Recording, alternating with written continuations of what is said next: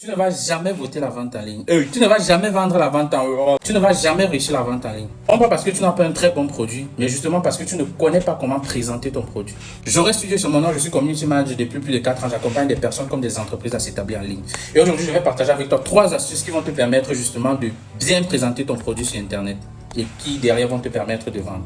La première technique, c'est d'avoir une phrase d'accroche. La phrase d'accroche, c'est quoi globalement? C'est une phrase notamment qui va permettre aux personnes de rester sur ta vidéo ou alors sur ton script de vente jusqu'à la fin. Supposons je vends par exemple des ventilateurs, je peux avoir comme phrase d'accroche les ventilateurs tuent. Ou alors le ventilateur n'est pas bon pour les poumons, je dis n'importe quoi. Supposons encore je travaille pour une entreprise qui fait dans l'envoi d'argent, je peux avoir comme phrase d'accroche gagne de l'argent en envoyant de l'argent.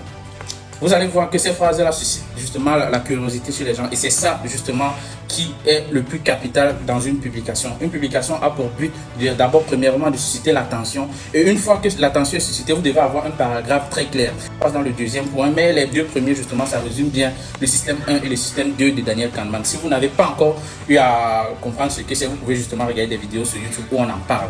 Maintenant, le système 2 justement, c'est un système qui va parler au cerveau rationnel, bon, du moins à la partie rationnelle du cerveau, qui va essayer d'expliquer justement comment est-ce que ce produit est bénéfique pour la personne et non pour vous qui vendez. Parce que la majeure partie des problèmes justement, c'est que les vendeurs se focalisent plus sur leur produit. Oh, c'est un produit qui a été fait en Allemagne. Ça ne sert à rien de vanter le produit. Donne plutôt ce que le produit apporte à la personne. Peut-être tu vas dire si tu as un problème de respiration, si tu as ceci, nous avons notre ventilateur qui vient avec je sais pas, un filet intégré qui va filtrer l'air justement qui serait renvoyé, qui va te permettre à toi d'avoir une air un peu plus filtrée et augmenter tes chances de vie. Je sais pas trop, mais les avantages doivent être orientés sur le client.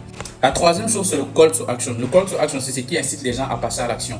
Vous devez avoir un call to action très simple, mais aussi qui suscite de l'urgence chez les gens. Je dis n'importe quoi. Si vous voulez faire votre transaction et gagner de l'argent maintenant, si vous voulez également bénéficier de nos services, cliquez ici. Maintenant, vous mettez directement un lien, soit qui va tomber sur le site pour le paiement, soit qui va tomber sur quelqu'un qui va prendre ces personnes en charge. Et vous pouvez aussi ajouter justement, quand on parle de l'effet urgence, vous pouvez dire les 10 premières personnes vont gagner telle chose, les 5 premières personnes vont gagner ceci, ou alors l'offre est valide pendant 72 heures.